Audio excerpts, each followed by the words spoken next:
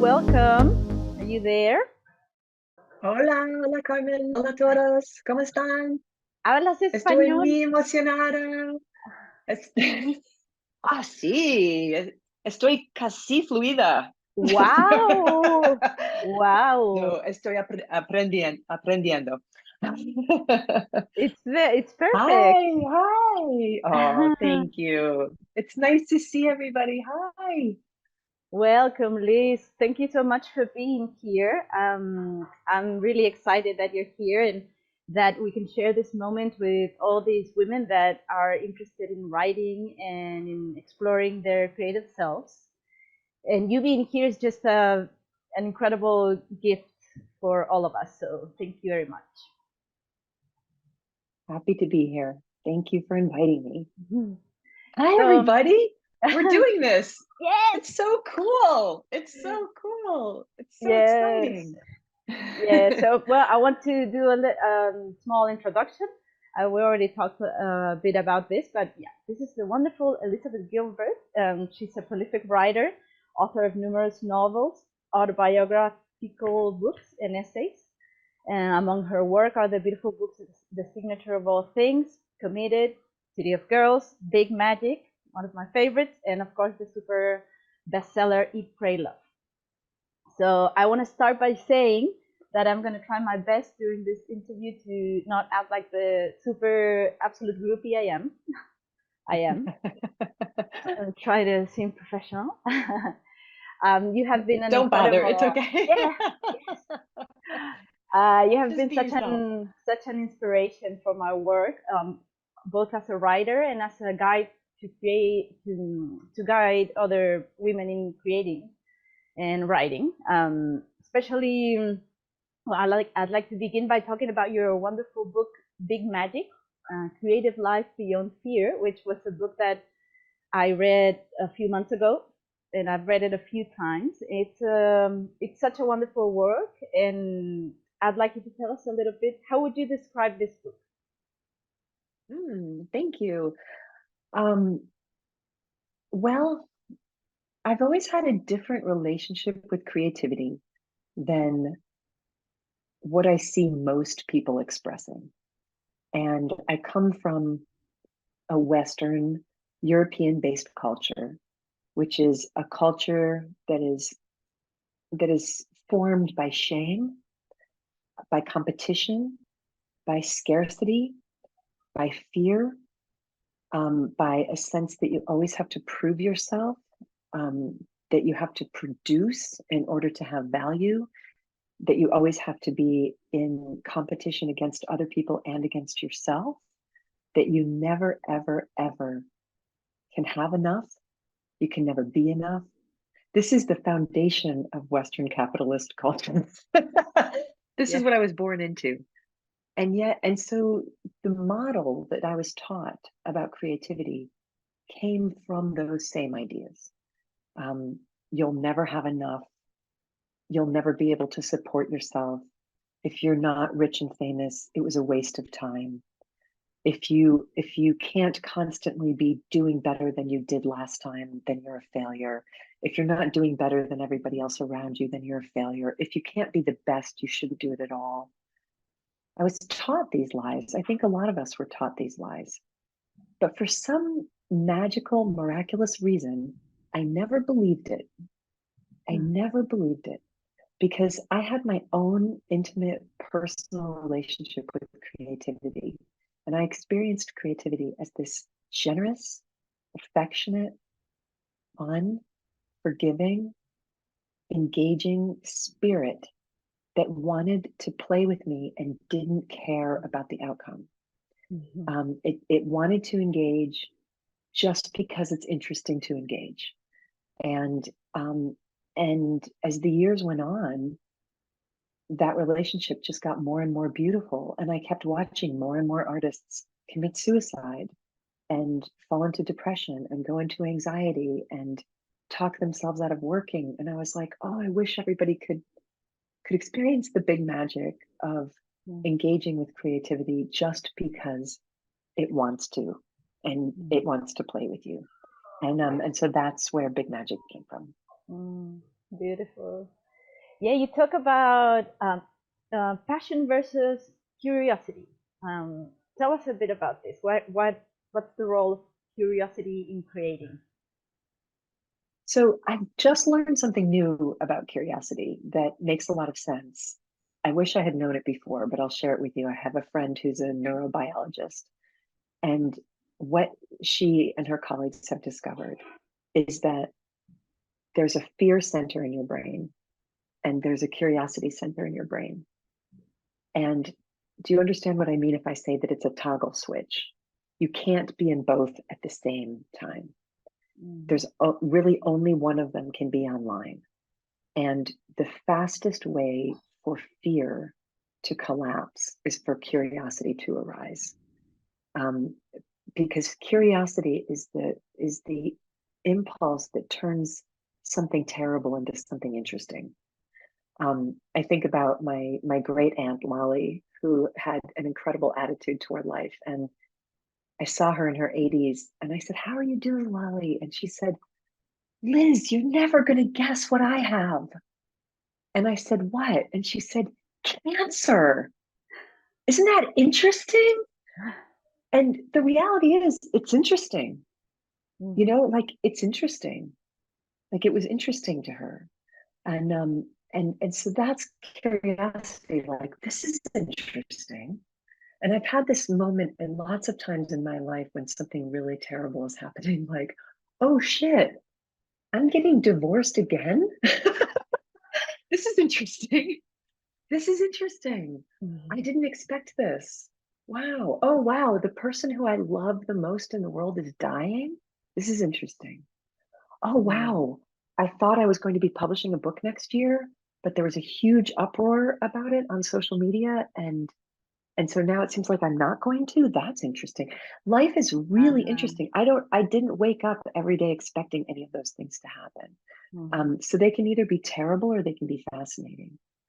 So a life that is driven by curiosity is a life where everything is interesting. Mm-hmm. And I prefer curiosity to passion because you actually can have curiosity every day. I myself, maybe you're different, I myself cannot sustain passion day after day after day. I've tried to, but I can't. It's a very hot, high fire energy. And it's also not appropriate for every situation. Mm-hmm. And some days I just don't have it and I don't feel it. But I can always feel a little bit curious about everything. And I think that my creativity engages with me through the channel of curiosity. And that's how it gets my attention, not through the channel of passion. And I think a lot of times people make the mistake of not being creative because they haven't had a passionate experience with it. Mm-hmm. They're waiting for some really big, really exciting, really passionate, almost religious experience with an idea. And Mm-hmm. that's never how my ideas have come to me. They've come to me more like a little tap on the shoulder Mm-hmm. that's like, hey, do you wanna do you wanna look at this? You wanna? Like, do you wanna look at this? Do you wanna just take a minute? Do you wanna just take a minute and just look a little bit at this? Do you wanna look at it a little more? You know, it's for me, my creative path has not been like fire on the mountain. My creative path has been like a trail of pebbles, a trail of breadcrumbs, Mm-hmm. small, little, tiny, interesting. That's what my whole life of curiosity has been. Mm-hmm. And that is sustainable. Yeah. That is Yeah, and we sustainable. and we all have that, right? We all have curiosity. That's something that's everywhere, and it doesn't. It's like you said, it doesn't have to lead to some big production of something, because a lot of times, I guess, when we have the opportunity to create and write, I think a lot of women here may wonder a few things. One is like, why would I write something that no one's ever going to read? Maybe, just my journal, because we're going to do a lot of writing like that. It's not for professional publishing or anything. Mm. And like, why would I write, if no one's going to read it? And why would I do this if it's not my career, what for? That question, which I believe is so detrimental to creativity. You know, what's the utility? So what would you say to them? You know, why would they write? Fuck utility. Sorry. Yes, yes. It's the creativity is the opposite of that. You know, the rest of your life is obsessed with production and creativity and utility and value. Creativity doesn't even understand what you're talking about when you use those words.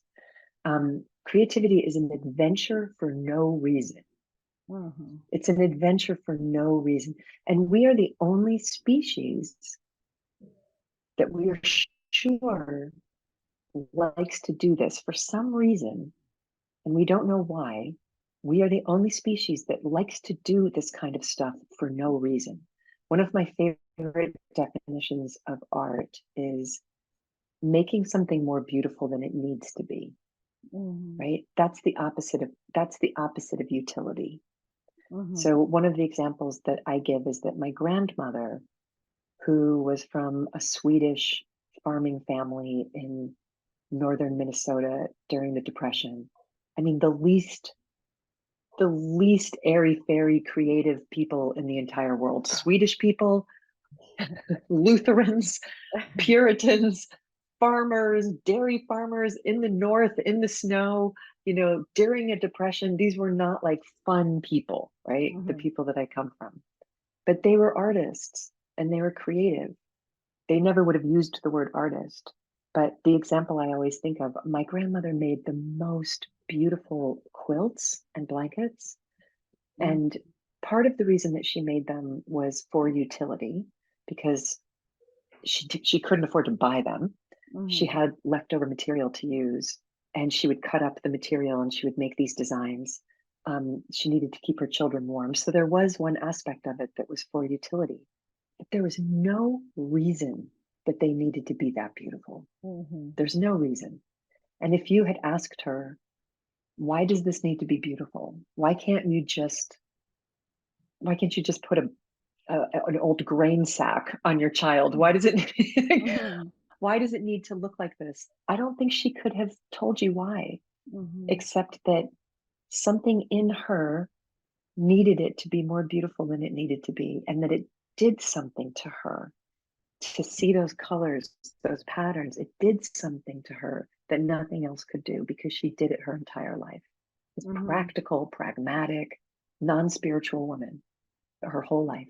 So what I would say to you is, and especially about writing, one of the mistakes I think people make is that they refer to their art as their children, their babies.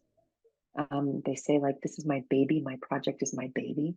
I don't see it that way. I am the baby of the project. Mm-hmm. I am the baby of the project because every creative project that I have ever done has transformed me and changed me, even if nobody ever saw it but me. Mm-hmm. So the question that I would have for you is, well, not even a question. The promise that I would make to you is that if you take on a project of writing or art of any kind, you will be a different person at the end of that experience than you are at the beginning of the experience. And Mm-hmm. aren't you curious to find out who that will be? Mm-hmm. Um, and isn't that a good enough reason? Like Mm-hmm. nobody else has to be transformed by it. Mm-hmm. You know, most of the things that I've ever written in my life, nobody has ever seen. The vast majority of what I've written in my life, nobody has ever seen. Mm-hmm. It's just my own. It's just my own exploration.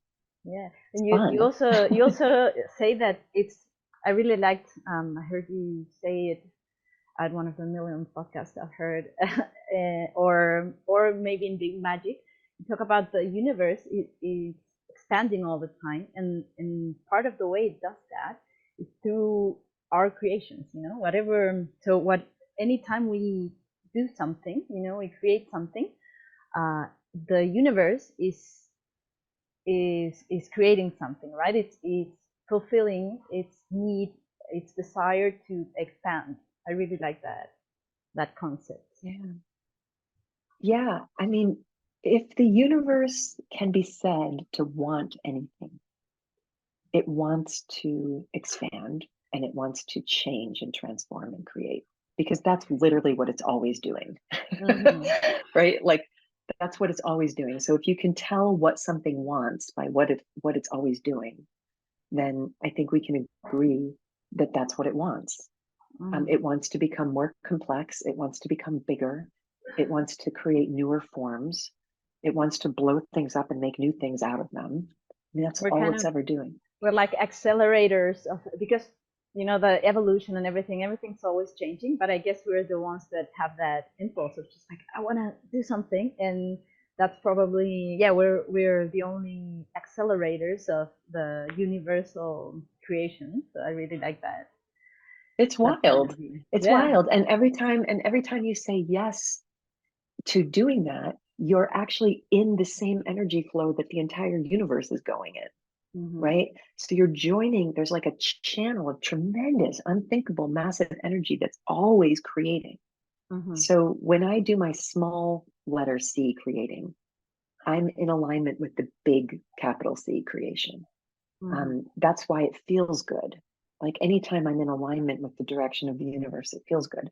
When I'm against that, by either not doing anything or actively shutting down, refusing to grow, refusing to take risks, I'm actually moving against the Mm-hmm. energetic flow of the universe. And that's why that doesn't feel good. That's why it feels heavy and lonely. It doesn't feel right because it's not what we're made to do. Mm-hmm. So I was thinking about, well, your the incredible Eat Pray Love, of course, is the work that most women here know, probably. Well, I recently spent some time at a Buddhist monastery in Thailand, and then I was heading to Bali, where I had a meditation experience with a man named Wayan, of course. And he was a beautiful, he was a beautiful, beautiful teacher. And a friend on Instagram pointed out, she was like, "You're having a kind of Eat, Pray, Love experience, like you're at the monastery and then you're going to Bali." And I was like, "Yes, I am," which was beautiful. But just with all these writing experiences, I wonder, there's a lot of, most people in the world don't have the opportunity or don't want to, don't feel the impulse or don't know how to go on a massive quest, to find themselves and everything. So, what would you tell people about the importance of our everyday little stories? How not all Mm. stories are, well, not everything. I know I've read that a lot of women go on an eat, pray, love journey. It's like, I'm going to Italy, I'm going to India, and then I'm going to Indonesia, and that's not what it's about, right? So what could you tell us about that?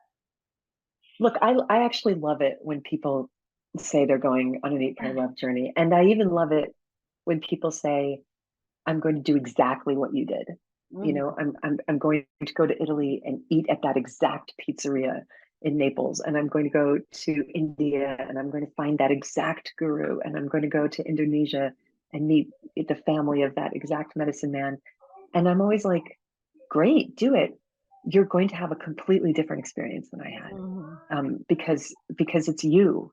And even if you want to have the exact same experience that I had, you're not going to, and that's great. You're going to meet your own friends. You're going to have your own difficulties. Nobody gets to take the same journey, even if you try. But I do love it that I do love the legacy of it, that we didn't used to have a term for an eat, pray, love journey. There didn't used to be that expression. It didn't mean people didn't do it, but we didn't have a word for it. And now there's this universally understood word that women all over the world know. Oh, I'm having my eat, pray, love moment. My What daughter's having her what is eat, that? pray, What love is moment. having an eat, pray, love It means journey? I left behind my responsibilities. It maybe means that I got a divorce. It maybe means that I broke up with somebody. It maybe means that I quit my job. It maybe means that I got fired. It maybe means that I stopped taking care of my difficult family members. Whatever the I was in a particular reality that was not working for me anymore, or I suffered an enormous loss, or something changed and I had to change with it. And then I decided to take myself on some kind of an adventure alone, um, whether it was an internal adventure or an external adventure, which I actually believe are the same thing, right? So I don't actually think you need to leave your house to do this. I think the most brave spiritual adventures that you can sometimes have is to just sit still, to just sit still with your own self wherever you are. And you can do that at any time. And it's terrifying. I mean, you want to go on a ride, like sit still with yourself for an hour and see what happens. But yeah, we didn't have a word for that, you know. So that I love that, and I hope. I mean, I love that that endures, and that people are still using that term 20 years later. It makes me really, really, really happy. Yeah, it's just a very inspiring book. So I had that. I've read it a few times and watched the movie and heard the audiobook and everything, and just a beautiful, inspiring book. So back to this thing of the what about the little stories? You know, sometimes, well, my theater teacher, spontaneous theater teacher, is here, and we talk a lot about that. We work with people's stories and we perform them, right? And so we talk. This theater talks about the importance of every little story, you know, because they always teach us there's the big story, the one that books tell, and there's also the super artistic stories of massive journeys or whatever. And so a lot of people think, you know, my story is not important. You know, I had this little thing, maybe I saw something or had an understanding, and that's no one cares about that. It's not a big thing, you know. So what would you tell them about the importance of their little stories? Gosh, I actually don't believe there are any little stories. Um, you know, I really don't. I don't even know what that would mean. Um, how could there be? It's such a magnificent event to be a human being. It's such a strange, completely wild experience to be a human being. I mean, look what happens to us. We are these souls that for some reason that we'll never understand get dropped into these bodies and placed in different spots in the world, dropped into a particular family, dropped into a particular culture, dropped into a particular moment of history. You're born into a play that's already happening, you know, and then you show up. Like, that's how I feel about my family. It's like there was this play that was happening, there was this theater that was going on for generations, and then they drop me into it. I have no idea who these people are. I mean, it's the ultimate improv. I have no idea who these people are. I have no idea why I'm related to these people. They're crazy. Mm-hmm. I have to figure out, like, how do I survive? How do I what like, and then I have to learn the language instantly, and I have to how to walk. I have to operate one of these things. It doesn't matter. There's no small way to do that. You know, no small way to do that. Every single person I have ever met has a story that would stop your heart if you knew it. Every single person I have ever met. A story of devastation, a story of triumph, a story of enormous resourcefulness, a story of tremendous pain. Um, I don't, I don't, there aren't any little stories. Yeah. I mean, this So is why I've spent may, my life traveling around the world meeting people, because I want to know all of them, because all of the stories are interesting. so maybe we've just let others tell us our stories are not as important, you know, and maybe that's the thing. So on that more social point of view, and considering, of course, that's the case even more for women, you know, that our stories have a lot of times been secondary, you know, like the men are creating a history and we're just back in the backstage trying to, you know, do things so that they can change Survive the history. men. Yeah, yeah, exactly. So why would writing be important as a woman in that context, you know, as a way of liberating or as a way of transforming that?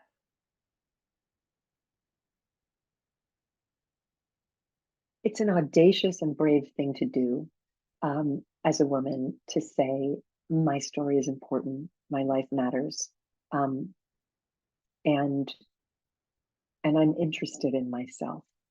Um, I think I grew up in a family with a lot of very charismatic, narcissistic men, and a lot of women who were servants to those men. And I grew up with all of my attention on the men because they were interesting, they were wild, they had power. Um, I wanted to be like them. I wanted to know them. The women seemed very boring to me and very angry. Like boring and like angry and tired. Like that's what I thought women were. Angry and tired. And it took me until I was about 30 years old before my attention shifted. And I realize now that that was my own internalized misogyny. Um, I had grown up with the belief that men were more important than women, and which is why women ended up angry and tired. Everybody had been taught that, and I don't actually believe that anymore. In fact, it's interesting. I now am 54 years old. I hardly know any men at this point in my life. I have to be honest. I barely ever am around men anymore. I'm not interested. They're not that interesting to me. It's and when I'm around them, I'm just like, wow, you're really still doing this whole thing. Like you're still doing this whole thing. All Yeah. right, like boring, but okay. And now my attention has turned to women, and it's I only ever want to be around women. So for me, I think it's disruptive for women to believe that their story is important. I think it creates chaos in the patriarchy. I think it's wild. I think it's rebellious, and I think it's beautiful. So do it. Yes. Yeah, and we're doing it anyway. I mean, all the workshops and things I do, and theater, and anything that's about looking at yourself and exploring and wanting to learn. Barely any men come. Usually they're gay when they, if any. So yeah, I can see that there's like this pulsation for women to create more than men, yeah, or to explore themselves. So I think that's, yeah, it's just what's happening, to just let it flow. So the last question, Liz, because I know you have to go. I wanted to tell you that this workshop, right? It's called Woman of. It's the literal translation is handwriting women, but if you break down the words, it means like of women of fist and letter. That's the meaning. And Mm. 243 women signed up initially for it, and we couldn't give them all spots. We only had 60 spots. But I was very glad to see this massive interest in writing in groups, and having this experience and telling our own stories. So how do you think that writing in groups, and not just have it be solo practice, but in groups, how would you think it would be helpful in this mission to empower ourselves and connect with our creative self?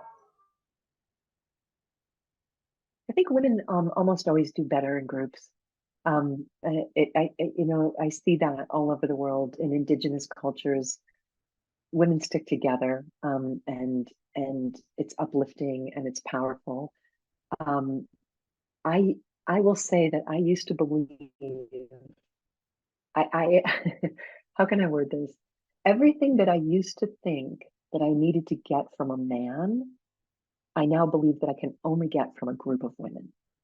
Um, does that make sense? Like every single thing that I used to think that I needed and could find in a man, I only can get from a group of women. And it has to be a group of women because I feel like it's really important that no one person is responsible for another one person. That's a thing that I think women sometimes fall into as a trap.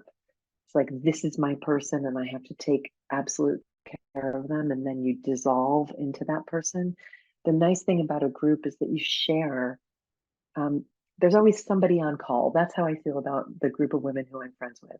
No one of us is responsible for the other one, but the group holds the group. There's always somebody who's losing their mind, but there's also always somebody who's having a good day and who is stable and can access their wisdom. There's always somebody who's available. There's always somebody who's attentive. And I also think you keep yourself accountable. You keep yourselves accountable because it can be lonely sitting in a room by yourself, writing, as you said, for no reason, writing into the void, writing for nothing whatsoever. And I have a feeling, when I was in my 20s, I had a little group of friends and we shared our writing with each other. And that's how I wrote my first book, was that we met every other Wednesday and we read our work to each other. And sometimes that was the only thing that kept me going. So there's tremendous power in the coming together of women, power and encouragement. And it's not just that you're multiplying the creative force, you're multiplying it exponentially. And I'm delighted for all of you that you have found each other, that the universe has brought you to each other, and that you're going to be braiding this powerful work together. It's beautiful. I love that word, the braiding. It's actually something I wrote that I'm going to read to everyone later. And it's about that, right? That we write together and we coming together helps us empower and make our voices be louder. And so that's really interesting. I have one last question that I don't want to let you go without, because I've been talking a lot to my friends about artificial intelligence. You go online and be like, write a book about a woman that travels to Italy, India, and Indonesia. Why would we bother writing in a world where a machine can do such a good job? I actually think that AI is kind of fun and interesting, and weird, and it's also a higher power than me. It's one of the many things in the world that's beyond my control. And the more I focus my attention on things that are beyond my control, the more anxious I become. And I believe that I live in a world where I am loved. I am loved beyond measure by an infinite source of divinity that has given me control over practically nothing. Practically nothing. I mean, if you look at how much control I have, it's like a grain of sand. It's so tiny, but that tiny little bit of control that I have, the tiny little bit of agency that I have, is so important. So it's so important that I keep my focus on that. Right? So I'm not interested in any debates about AI because I have I can't stop it. I didn't create it. I can't control it. I can't stop it. It's happening. It's one of the many things that are happening in the world that I didn't create, can't control it, can't stop. So let the great world spin. Every artist who has ever lived in the history of the world has been required to make their art in the world in which they live, right? So people make art during times of war, during times of famine, during times of genocide, during times of oppression, So, and the ego, the insecure ego, is always looking for excuses to not make art. It's too hard. Nobody's ever going to buy it. Oh, look, now there's AI. It's just another dumb excuse that the ego has to tell you that you shouldn't bother, right? But every artist who has ever lived has made their art in the world as it is. And so I will continue to make my art in the world as it is. It doesn't mean that anybody will buy it. It doesn't mean that anybody will like it. It doesn't mean that it will continue to support me financially. It doesn't matter. I don't care. I was writing for 10 or 15 years before any of you heard of me. And I loved it just as much then as I do now. Right. So I do this because it's the most exciting way that I can engage with the mystery of creation. It doesn't really have anything to do with what's going on in the outside world. So I would just say, if AI is interesting to you and you want to play with it, play with it. If it scares you, leave it alone. Leave it and alone keep writing. and look for something else to play with. Yeah. Keep doing what you want to do. Why not? Thank you, Liz. Thanks so much. You're welcome. So when we Thank you, do our Carmen. writing, we'll send you something so you can write and practice your Spanish. Please. And mucha suerte. Is that right? Yes. Mucha suerte y Sí. mucha suerte y mucho amor. Muchas Mis gracias. amiguitas. Have a wonderful También. time. Nos vemos and good luck. And it was wonderful talking to you today. Ciao, Thank you, ciao. Liz. Bye. Bye.